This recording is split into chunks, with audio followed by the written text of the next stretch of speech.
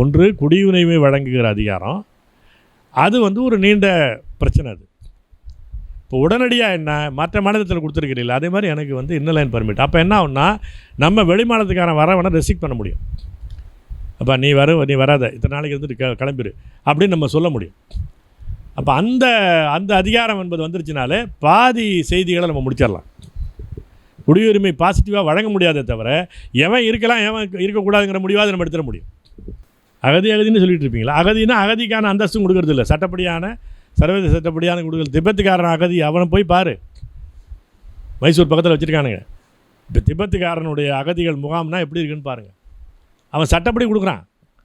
சர்வதேச சட்டப்படி, ஐநா சட்டப்படி அகதிகளுக்கு வந்து என்னென்ன உரிமைகள் உண்டோ அதெல்லாம் கொடுக்குறான். அவ்வளோ பணம் தரான். அவங்களுக்கு வந்து நிலம் தரான், அந்த கூட்டுறவு பண்ணை நடத்திக்கிறதுக்கான ஏற்பாடு பண்ணுறான். இவனே அதை வாங்கிக்கிறதுக்கு இப்போ அவங்களுக்கு ஸ்வெட்டர்லாம் பண்ணுவானுங்க. அந்த ஸ்வெட்டரை வாங்கிக்கிறதுக்கு இந்திய அரசாங்கமே ஏற்பாடு பண்ணுறான். மிலிட்ரியில் அதுக்கான கோட்டா கொடுக்குறான். எவ்வளோ வேலை பண்ணி கொடுக்குறான். இங்கே தமிழர்களுக்கு அப்படி கிடையவே கிடையாது, ஈழ தமிழர்கள் கிடையாது.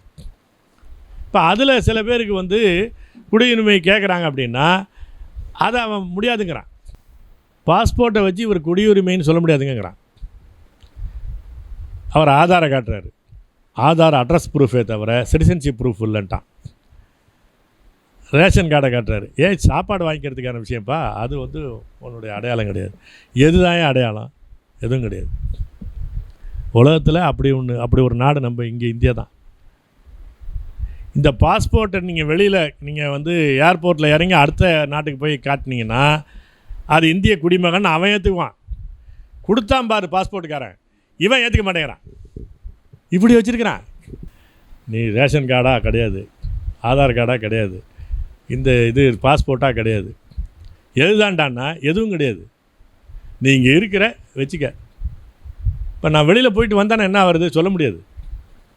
அப்படி வச்சுருக்கிறான். இப்போ நீங்கள் உலகத்தில் எங்கேயாவது ஒரு இடத்துலையாவது குடியுரிமை வழங்குகிற அதிகாரமாவது பல நாடுகளில் வச்சுருக்கிறான். இவன் என்னன்னா இவன் எதுக்காக இப்படி வச்சுருக்கிறான்? யாரை வேணாலும் வச்சுக்கலாம், யாரை வேணாலும் வெளியே தள்ளலாம், அப்படியான ஒரு ஏற்பாட்டை வச்சுக்கிறாங்க. இவ்வளோ பெரிய பிரச்சனை இருக்குது. நம்மளால் எதை பற்றியா யோசிக்கிறோமா?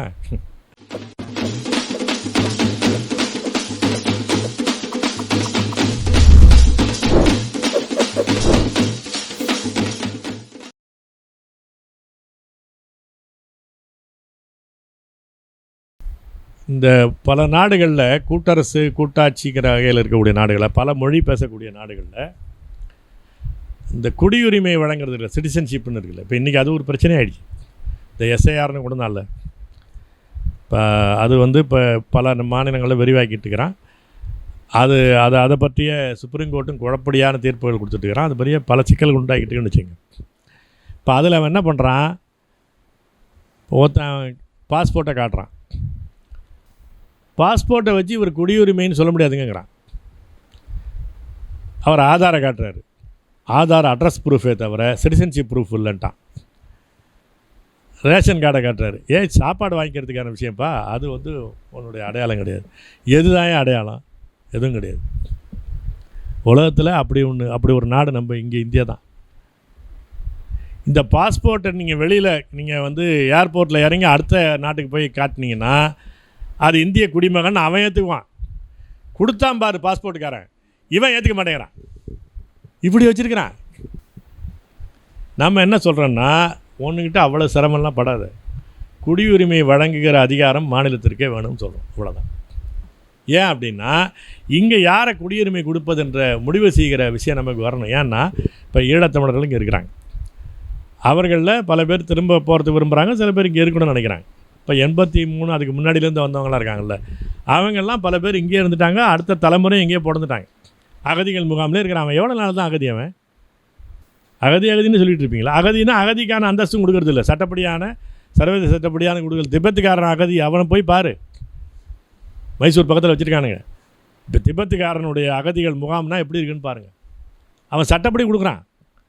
சர்வதேச சட்டப்படி, ஐநா சட்டப்படி அகதிகளுக்கு வந்து என்னென்ன உரிமைகள் உண்டோ அதெல்லாம் கொடுக்குறான்.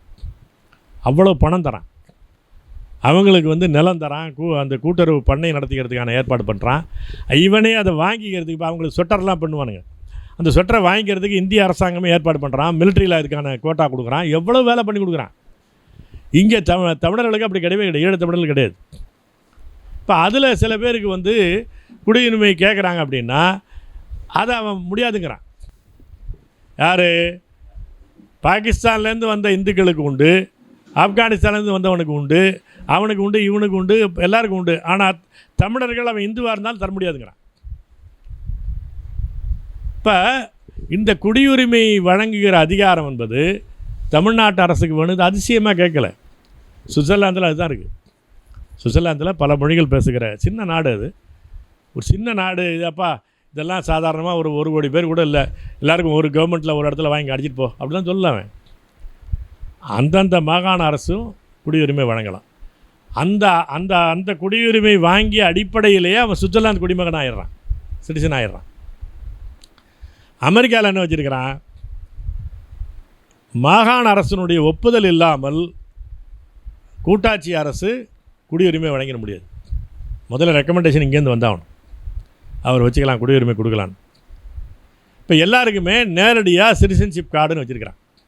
இப்போ இங்கே எதுவும் இல்லைன்ட்டான். இது இல்லை, இது இல்லை, இது இல்லை, இது இல்லைங்கிறான். இந்த இந்த கடவுளை பற்றி கேட்பானுங்கள்ல, இதுவா அதுவானா அது இல்லை, இது இல்லை, எதுதான்ப்பா அப்படின்னா எதுவும் இல்லை. எதுவும் இல்லை என்பது தான் அது அப்படிமால, எதுவும் இல்லை என்பது தான் அது அப்படிங்கிறது கடவுள் தத்துவத்தில் ஒன்று உண்டு இல்லையா? இப்போ நீங்கள் வந்து ஒரு நாகார்ஜுனர்னு, அவர் பெரிய புத்த தத்துவ அறிஞர், அவர் ஆந்திராவை சேர்ந்தவர். அதனால் ஆந்திராவில் நிறைய பேருக்கு நாகார்ஜுனன் பேர் இருக்கும். அவர்கிட்ட அஸ்வகோஷ் விவாதம் பண்ணுறார். அஸ்வகோஷ்னால் நம்ம அந்த பேரை வச்சு தான் நம்ம தோட அஸ்வகோஷ்னு வச்சுருந்தார். அவர் ஒரு பெரிய நாடக ஆசிரியர், ஒரு கடவுள் மறுப்பாளர். அவர் வந்து அந்த நாகார்ஜுனன்ட்ட கேட்குறாரு, அந்த வாதம் எப்படி வருதுன்னா, அவன் ஒரு தேரில் இறங்கி வர்றான். இவர் கேட்கும்போது நீங்கள் எதில் வந்தீர்கள் அப்படின்னு கேட்குறாரு. நான் தேரில் வந்தேன் அப்படிங்கிறான். அவன் தேர் என்றால் என்ன? செத்தாண்டாட்டு இல்லை, தேர் என்றால் என்ன? நீங்கள் அமர்ந்து வந்த இடமா, சக்கரமா, மேலே இருக்கிற கொடியா, வரிசையாக கேட்குறான். அது இல்லை, அது இல்லை, அது இல்லை.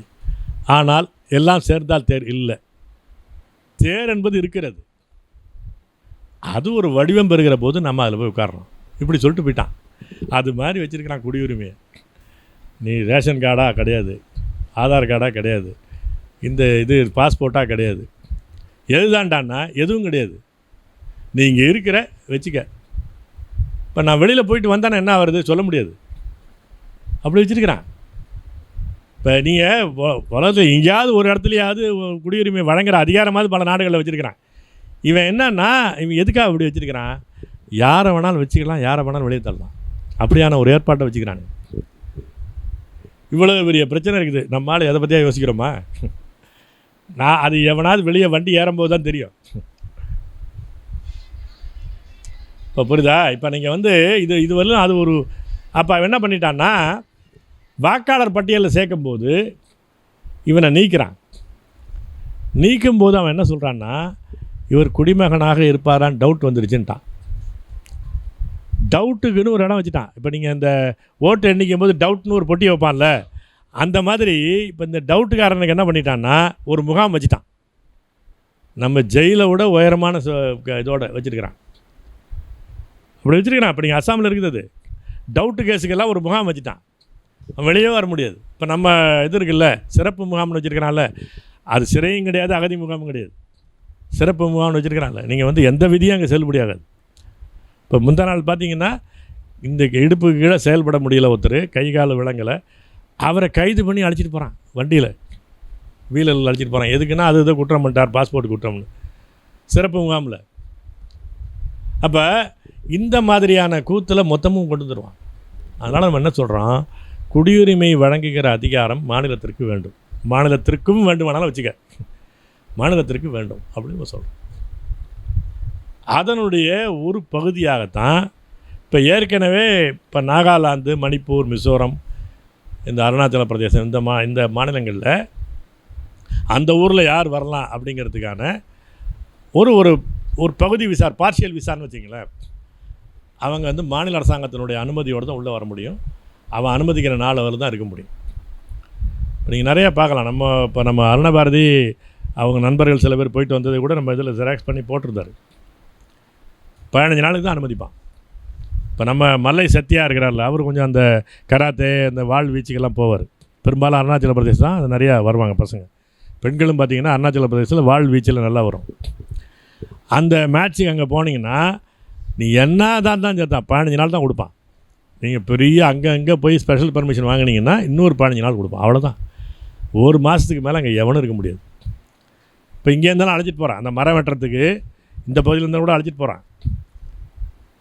அப்படி போனால் கூட 15 நாள் தான். 15 நாளைக்கு பிறகு நீ வெளியில் வந்துட்டு ஒரு மாதமோ 2 மாதமோ இருந்துட்டு திரும்ப வேணால் இன்னொரு 15 நாளைக்கு போகலாம். தொடர்ந்து 15 நாளைக்கு மேலே அனுமதிக்க மாட்டான்.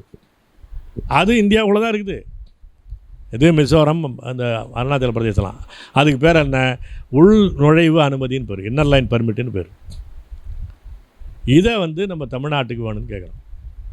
ஒன்று குடியுரிமை வழங்குகிற அதிகாரம், அது ஒரு நீண்ட பிரச்சனை. அது இப்போ உடனடியாக என்ன மற்ற மாநிலத்தில் கொடுத்துருக்கிறீங்களா, அதே மாதிரி எனக்கு இன்னர் லைன் பர்மிட். அப்போ என்ன ஆகுன்னா, நம்ம வெளி மாநிலத்துக்கான வரவனை ரெஸ்ட்ரிக்ட் பண்ண முடியும். அப்போ நீ வராத, இத்தனை நாளைக்கு இருந்துட்டு கிளம்பிடு அப்படின்னு நம்ம சொல்ல முடியும். அப்போ அந்த அதிகாரம் என்பது வந்துருச்சுனாலே பாதி செய்திகளை நம்ம முடிச்சிடலாம். குடியுரிமை பாசிட்டிவாக வழங்க முடியாதே தவிர எவன் இருக்கலாம் எவன் இருக்கக்கூடாதுங்கிற முடிவாக நம்ம எடுத்துட முடியும்.